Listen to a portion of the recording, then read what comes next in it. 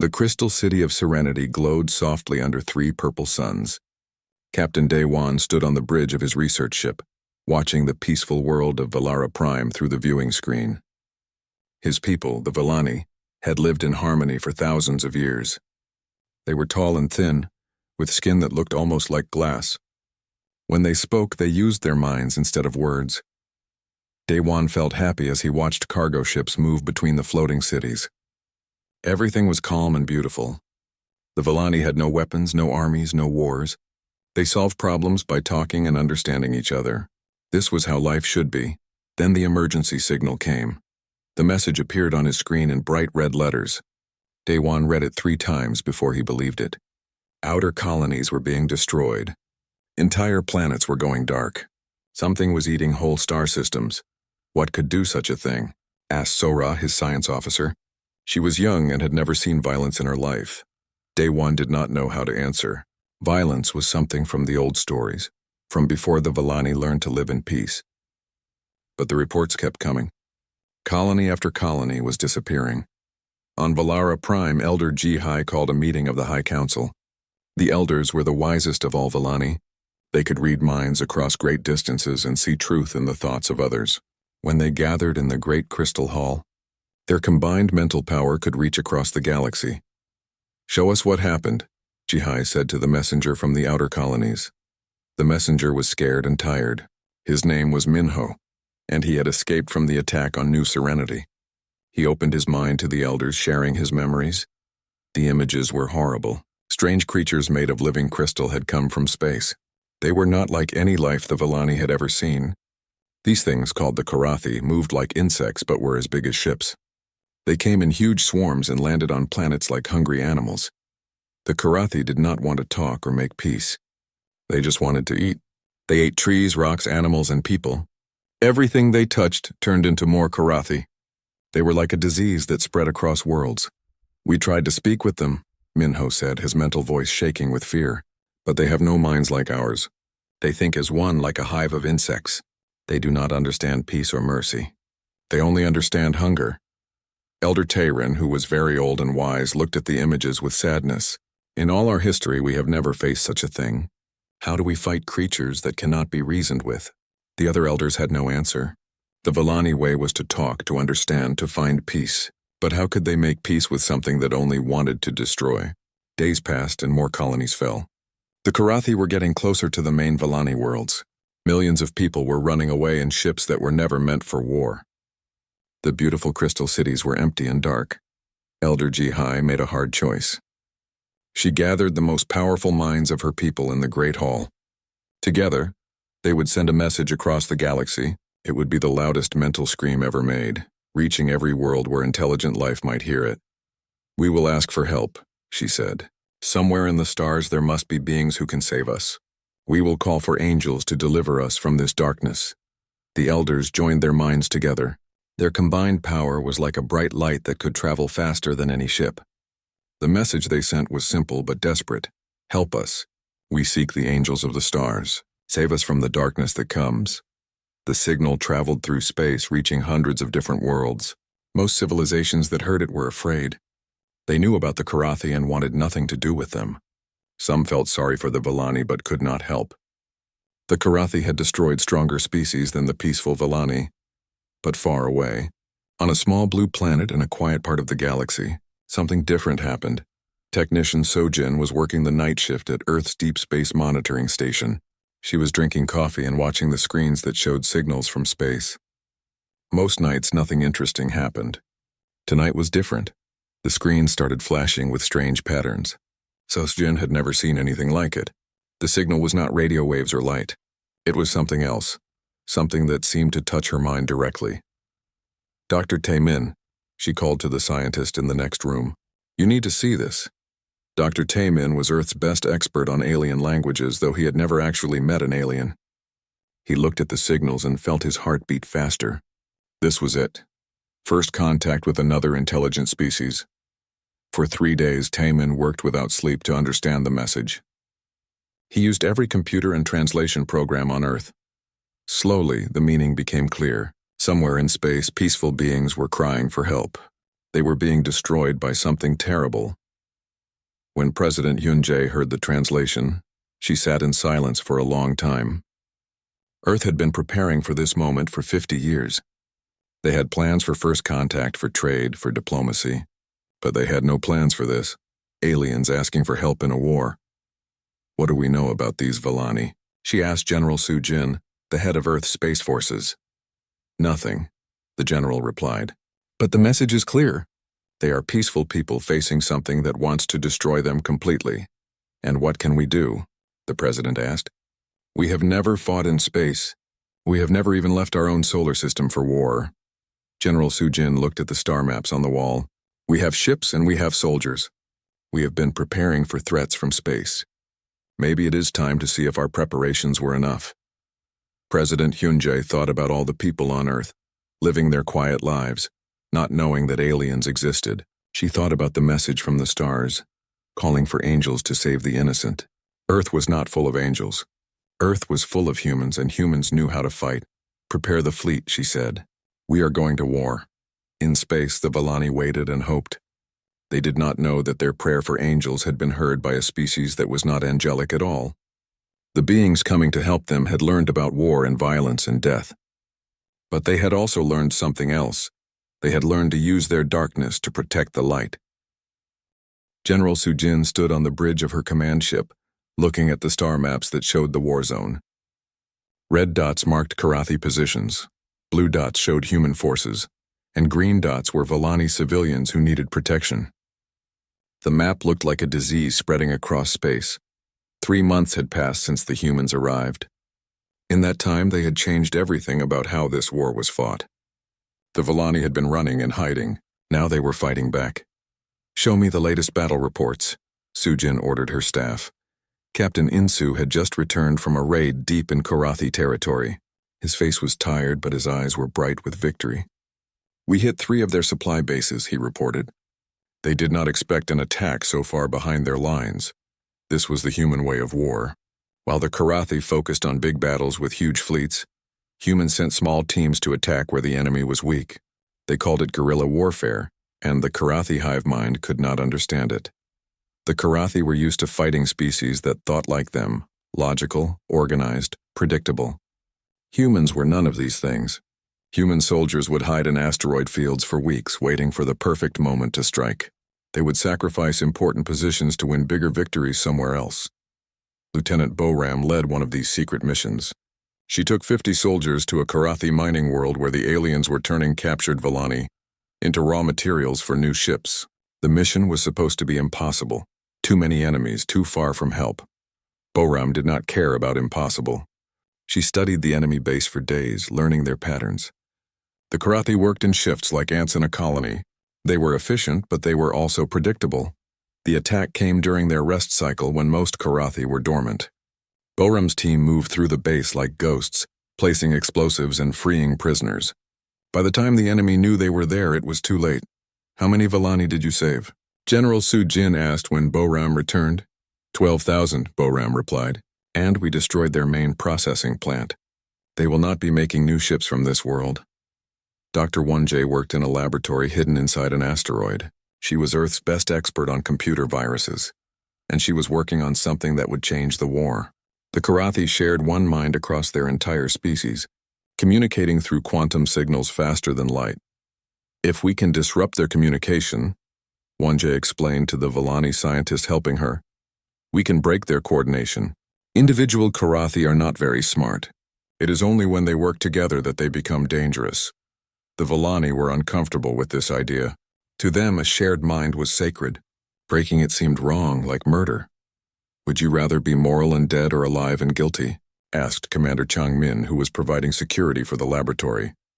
The Villani did not like this question, but they could not argue with it. The Karathi were not going to show mercy because the Villani were good people. The universe was not fair, and sometimes survival required doing things that felt wrong. Engineer Kang Ho helped Won-jae build the virus. It was not a biological weapon. It was something that attacked the quantum fields the Karathi used to think together. Testing it was dangerous because they had to capture live Karathi to see if it worked. The test subjects went crazy when the virus activated. They stopped working together and started attacking each other. Some just stopped moving completely, as if they had forgotten how to live without the hive mind telling them what to do. It works, Wanjie reported to General Sujin, but we need to get close to their main communication centers to use it. Very close. Meanwhile, the space battles grew larger and more violent. Admiral Ye Jin had learned to use human tactics in ship-to-ship combat. Instead of fighting the way the Karathi expected, she made them fight the way humans wanted. The biggest battle happened near a gas giant called Storm's Heart. The Karathi brought their entire reserve, fleet over 300 ships, to destroy the human forces once and for all. Admiral Ye Jin had only 40 ships, but she had something the Karathi did not understand: human stubbornness. We cannot win by fighting them directly, she told her captains. So we will not fight them directly. We will make them come to us, and we will make them pay for every meter of space. Captain Myung-ho commanded the destroyer Angel's Fall. His job was to act as bait, making the Karathi think the humans were retreating. He flew his ship into the gas giant's atmosphere, where the storms would interfere with enemy sensors. The Karathi followed him, thinking they had the humans trapped. Instead, they flew into an ambush. Hidden in the storm clouds were dozens of human ships waiting with charged weapons. The battle lasted for hours. Ships exploded like fireworks in the gas giant's colorful atmosphere. The Karathi had more ships, but the humans had better tactics. Every time the enemy thought they understood the human plan, the plan changed. Lieutenant Commander Hayrin sacrificed her ship to destroy a Karathi command vessel. She rammed it at full speed, taking out the ship that was coordinating the enemy attack. Her last message was simple: "Tell Earth we did our duty." When the battle ended, the Karathi had lost 2/3 of their fleet. The humans had also taken heavy losses, but they had proven something important: the Karathi could be beaten. On Valara Prime, Elder Minjun watched reports of the battle with mixed feelings. The humans were saving his people, but they were doing it with methods that shocked him. They seemed to enjoy the violence even as they died for others. "I do not understand them," he told Elder Jihai. "They fight like demons, but they die like heroes. Are they good or evil?" Jihai had been studying human behavior since they arrived. She had seen them laugh while planning attacks and cry while burying their dead. They were more complex than any species she had ever encountered. "Maybe they are both," she said. "Maybe that is what makes them effective." The war reached its turning point when Dr. Wanjie finished her virus. But using it required getting close to the Karathi homeworlds deep in enemy territory. It was a suicide mission and everyone knew it. Colonel Kiwu volunteered to lead the mission. He chose 100 of the best soldiers, knowing that most of them would not come back. The plan was simple: sneak into the heart of Karathi space, upload the virus, and try to escape before the entire enemy fleet arrived. "Why are you doing this?" asked a young Vellani named Tyrin. She had been watching the humans prepare for weeks, trying to understand their motivation. Kiwu thought about his home on Earth, where his family was living in peace because he was here fighting. He thought about the Vellani children he had seen who reminded him of his own daughter. "Because someone has to," he said, "and we are good at being someone." The mission launched in secret, using a captured Karathi ship to get past enemy defenses. For 2 weeks, they traveled through space controlled by the enemy, hiding among asteroid fields and dead worlds. When they reached the Karathi Communications Center, they found something that amazed them. It was not a building or a machine. It was a living creature the size of a city, floating in space like a giant brain made of crystal. That is their queen mind, Wanjie realized. If we can infect that, the virus will spread to every Karathi in the galaxy. The approach was the most dangerous part. Thousands of Karathi ships guarded the queen mind, but they were not expecting an attack from inside their own territory. Kiwu's team fought their way through the defenses, losing soldiers at every step. When they finally reached the queen mind, only 20 humans were left alive. Wanjie uploaded the virus directly into the creature's neural pathways, knowing that the feedback would probably kill her. As the virus spread, something unprecedented happened.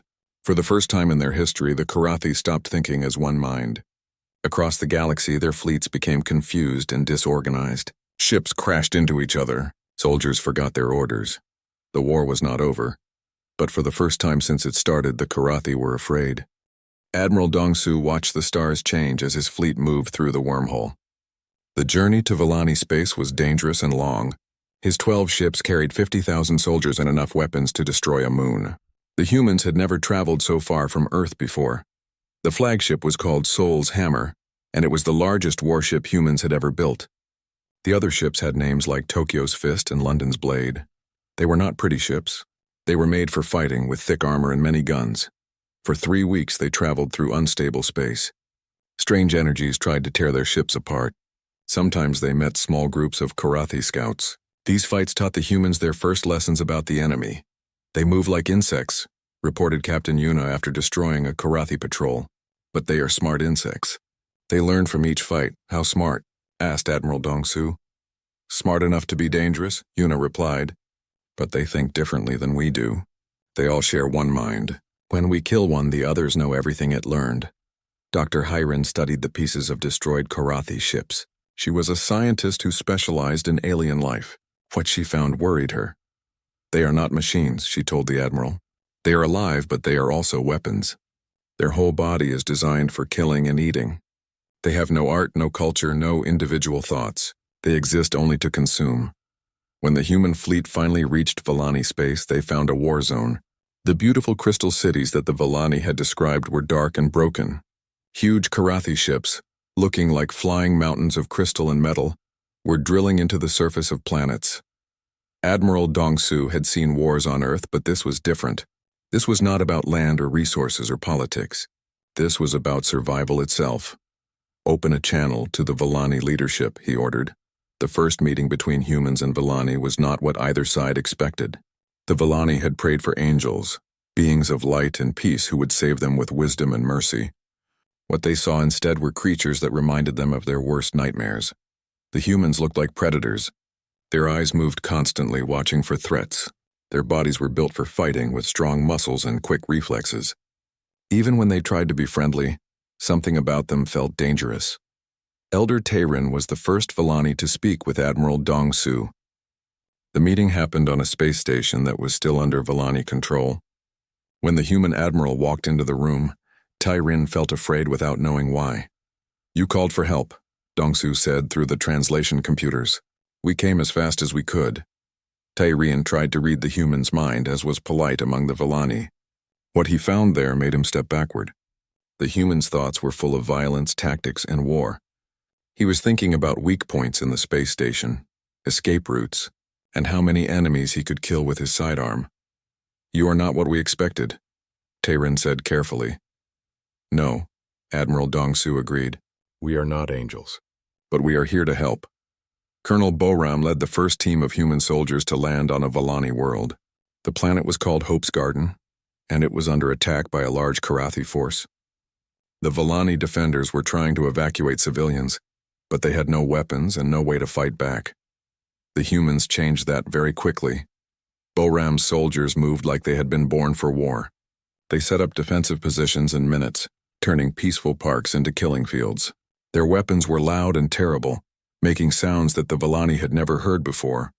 When the Karathi attacked, the humans were waiting. The battle was short and brutal. The Karathi came in huge waves, expecting to overwhelm the defenders with numbers. Instead, they ran into carefully planned crossfire from human weapons. The soldiers worked together like parts of a machine, each one knowing exactly what to do. The Vellani watched in shock as the humans fought. These beings did not just use violence, they had turned violence into an art form. Every movement was planned, every shot was aimed, every tactic was designed to kill as many enemies as possible. But what surprised the Vellani most was how the humans protected them. When Karathi broke through the defenses, human soldiers threw themselves into harm's way to save Vellani civilians they had never met before. Sergeant He Jung carried 3 Vellani children to safety, while enemy fire exploded around her. Private Wanjay held a position alone for an hour, fighting until his ammunition ran out just to give others time to escape. Why do they risk their lives for us? Asked a young Vellani named Jin'ei. Her elder, Minjun, watched the humans fighting and did not know how to answer. The Vellani understood sacrifice for the greater good, but this was different. These humans seemed to enjoy the fight itself, even as they died for strangers. Dr. Myung-ho worked with Vellani scientists to understand the Karathi better. The aliens had been studying their enemies for months, but they approached the problem like scholars. They wanted to understand the Karathi culture and motivations. The humans approached it like hunters studying dangerous prey. "Stop trying to understand why they do what they do," Myung-ho told the Vallani scientists. "It does not matter why. What matters is how we can kill them." This way of thinking was alien to the Vallani, but it worked. In days, the humans learned more about Karathi weaknesses than the Vallani had discovered in months of study. The breakthrough came when engineer Kang-ho suggested something that horrified the Vallani. Instead of trying to communicate with the Karathi, why not disrupt their communication? Instead of seeking peace, why not break their ability to work together? "That would be like cutting off parts of their minds," protested Dr. So-jin, a Vallani scientist.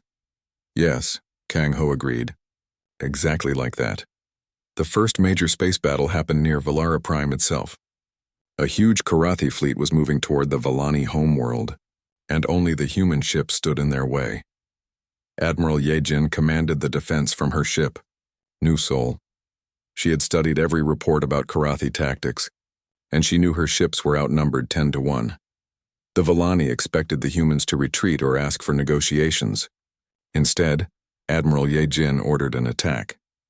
The human ships moved in patterns that confused the Karathi. Where the enemy expected straight-line assaults, they found feints and misdirection. Where they expected logical tactics, they found strategies that seemed insane but somehow worked. Captain Kiwoo took his destroyer directly into the enemy formation, drawing fire while other ships attacked from unexpected angles.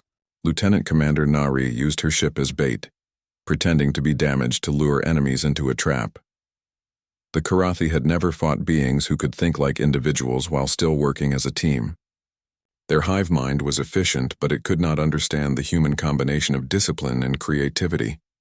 When the battle ended, half the Karathi fleet was destroyed. The humans had saved Valara Prime, but they had paid a price.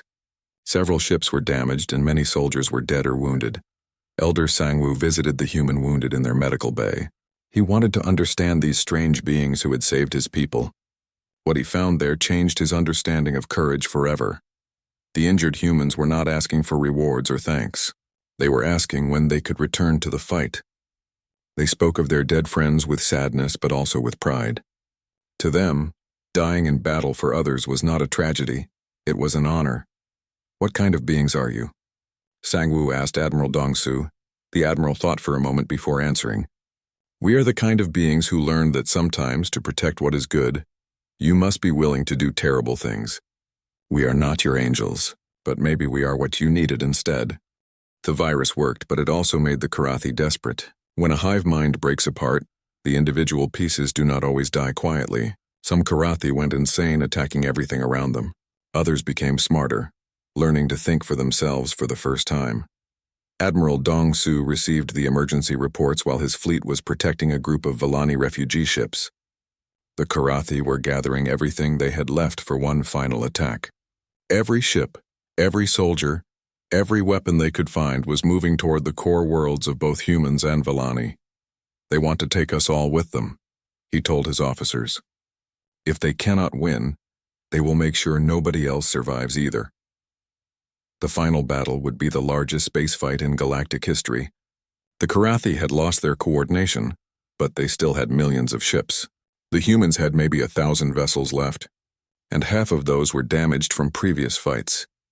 Colonel Chang Min was put in charge of defending Valara Prime, while Admiral Kang Ho led the attack on the Karathi home systems. Both missions were dangerous, but Kang Ho's was almost certainly suicide. "We need to end this war at its source," Kang Ho explained to his captains. "If even one Karathi queen survives, they will rebuild everything we have destroyed. We have to kill them all." On Valara Prime, Chang Min watched the sky fill with enemy ships.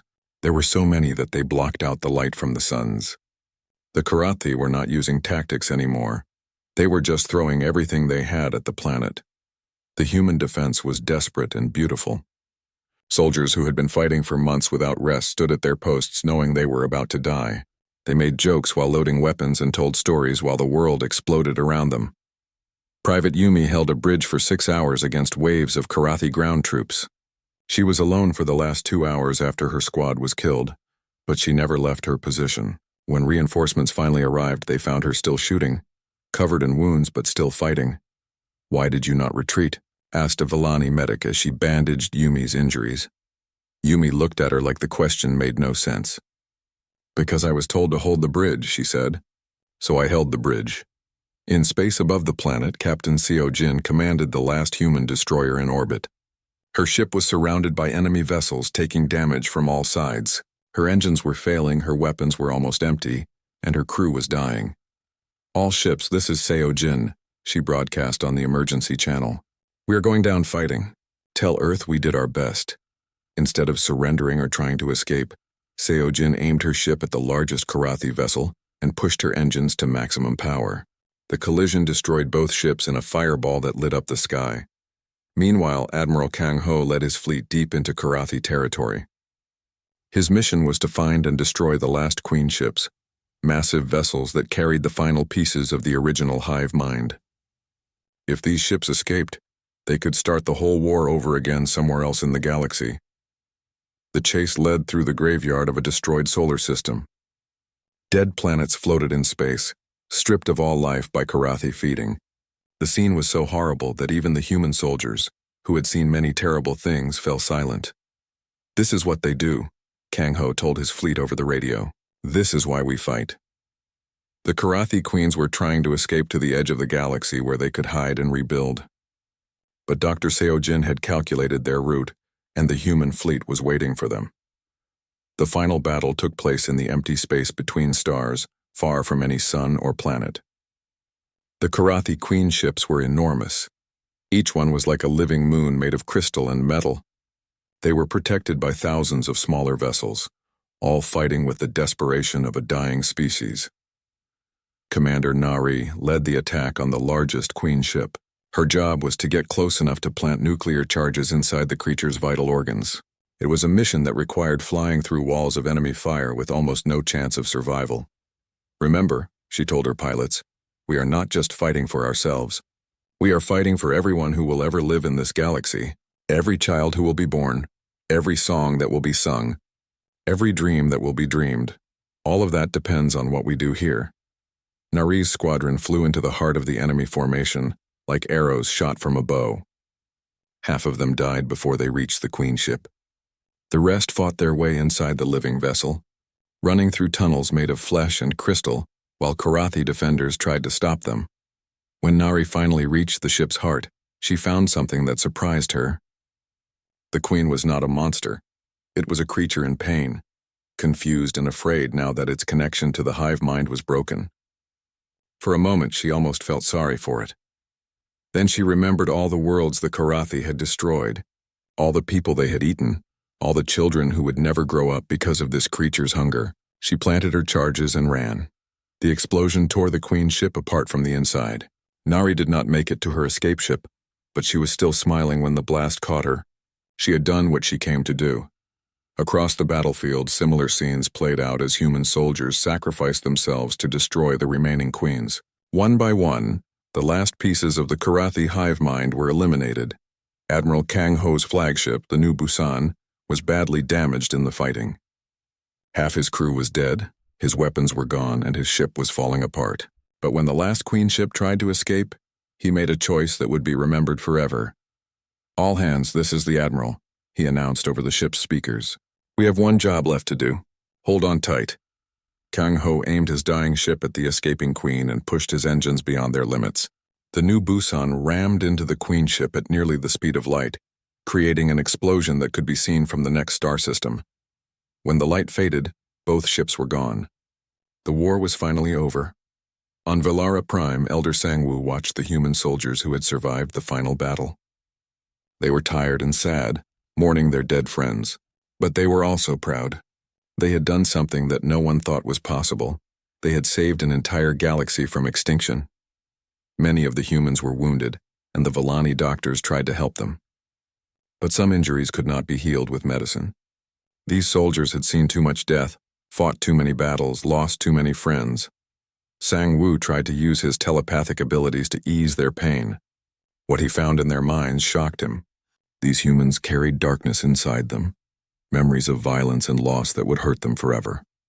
But they also carried something else, the knowledge that their suffering had meaning. They had chosen to carry this darkness so that others could live in light. They had made themselves into demons so that innocent people could be safe. It was a sacrifice that the peaceful Villani could barely understand. "How do you bear it?" Sang-woo asked Captain Soon-ho, one of the surviving officers. Soon-ho was sitting by a window, looking out at the stars where so many of her friends had died. "We bear it because we must," she said, "and because someone has to remember what it cost. The war was won, but the price had been terrible. Half the human fleet was destroyed. Thousands of soldiers would never see Earth again, and the survivors would carry the scars of battle for the rest of their lives. But they had saved the galaxy, and they had proven something important about their species.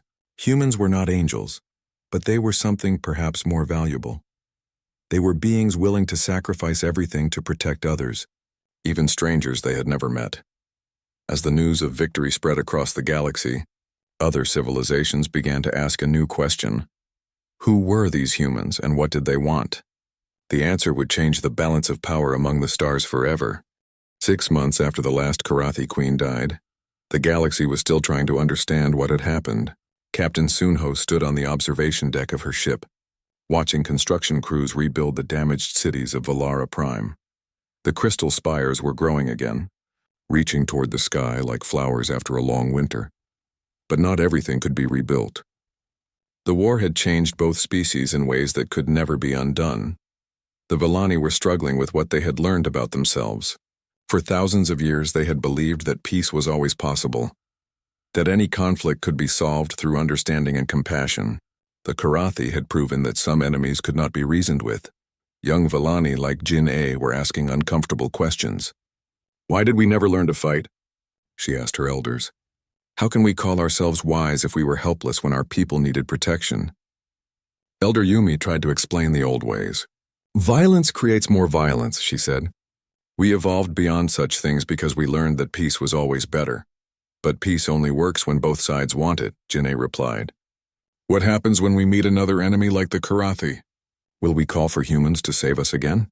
This question spread through Villani society like ripples in a pond. Some Villani wanted to learn human military methods, to build weapons and train soldiers. Others insisted that their peaceful nature was what made them special, and that becoming like humans would destroy who they were. The debate reached the High Council, where Elder Tayran argued for keeping the old ways.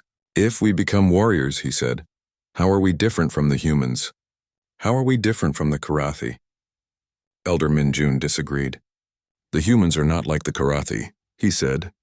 "The Karathi destroyed for hunger. The humans fought to protect others. There is a difference between violence for evil and violence for good." On Earth, similar discussions were taking place. President Hyun-jae read reports about how other alien civilizations were reacting to humanity's military success. Some wanted to ally with Earth, hoping to gain protection. Others were afraid and were building larger armies of their own. "We have shown the galaxy that we are good at war," she told her advisors. "Now we need to show them that we are good at peace too." Ambassador Ha-jin was Earth's first representative to the galactic community. She had the difficult job of meeting with dozens of alien species, all of whom had different opinions about humanity. Some saw humans as saviors, others as potential threats. The Makari Republic wanted to hire human soldiers to fight their enemies. The Thessian Empire demanded that Earth limit its military forces. The Zephyrian Collective offered trade agreements in exchange for protection. "Everyone wants something from us," Ha-jin reported to Earth. "But no one trusts us completely. They are afraid of what we might do with our power." This fear was not unreasonable. Humans had proven they could destroy entire fleets and break hive minds that had existed for millions of years. If they chose to become conquerors instead of protectors, who could stop them? Captain Hee-jung was put in charge of training programs for aliens who wanted to learn human military tactics. The classes were popular but disturbing. Species that had never known violence were learning to build weapons and plan battles. Are we making the galaxy safer? She wondered. Or just more dangerous? The answer came when the Vorthon attacked the peaceful ethereal communes. The Vorthon were pirates and raiders who had always preyed on weak civilizations.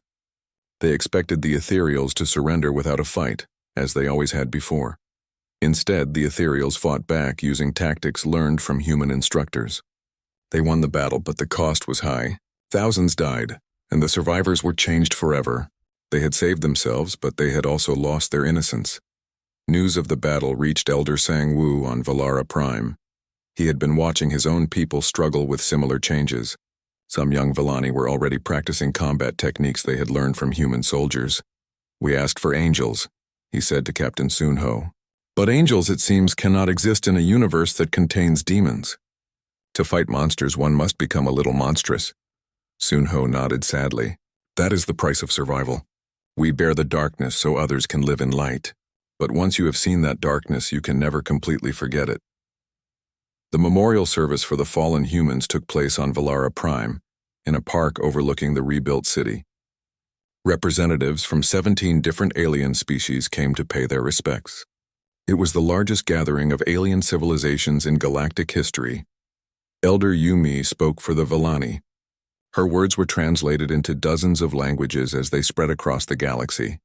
"We called to the stars for angels to save us from darkness," she said. "What came instead were beings who carried darkness within themselves, but chose to use it in service of light. They paid a price that we could never pay, made sacrifices that we could never make. They became demons so that we could remain angels." She paused, looking at the human graves that stretched across the hillside. Each marker was simple, bearing only a name and the words "they answered the call." "Perhaps that is what we truly needed," Yumi continued. "Not beings of perfect light, but beings willing to enter the darkness for others. Not angels, but something rarer and more precious. Heroes who chose to be good despite having the capacity for evil." After the ceremony, Sunho prepared to lead the remaining human ships back to Earth. The war was over, but the job was not finished. Other threats would come, and humanity would be ready to answer when peaceful species called for help. A young Villani named Da-Un came to see her off. She had been orphaned in the war but saved by human soldiers. Now she was studying human languages and military history. "Will you come back if we need you?" she asked. Sunho smiled sadly. "We will always come when good people call for help," she said. "That is who we are." As the human fleet prepared to leave Villani space, thousands of beings gathered to watch them go. These ships had brought war to their peaceful corner of the galaxy, but they had also brought salvation. The scars would never fully heal, but the galaxy was safer because of what these humans had done. The final image broadcast across the galaxy showed a Villani child standing with her human protector. The child asked a question that would be remembered forever. Why did the humans fight so hard for people they did not know? Her guardian, still processing everything she had witnessed, could only answer with words that would become part of galactic history, because that is what they are. As the human ships disappeared into the wormhole that would take them home, they left behind a galaxy forever changed. The Villani would never again be completely peaceful. The other species would never again assume that might automatically meant evil. And somewhere in the vast darkness between the stars, everyone knew that if darkness came again, there existed beings willing to fight it with demons of their own making. The age of innocence was over, but the age of heroes had begun. And perhaps in a universe full of real monsters, that was exactly what the galaxy needed. On Earth, families welcomed home their soldiers, those who had survived the war that most humans still knew nothing about. The veterans carried secrets and scars, memories of battles fought in defense of strangers among alien stars. But they also carried pride. They had proven that humanity, for all its flaws and darkness, could be a force for good in the universe. They were not angels, but they were something perhaps more important. They were beings who chose to be heroes when heroes were needed most. And in the depths of space, new signals were already being detected by Earth's monitoring stations. Other species, having heard about the humans who answered desperate prayers, were beginning to call for help of their own. The demons Earth had delivered instead of angels were ready to answer.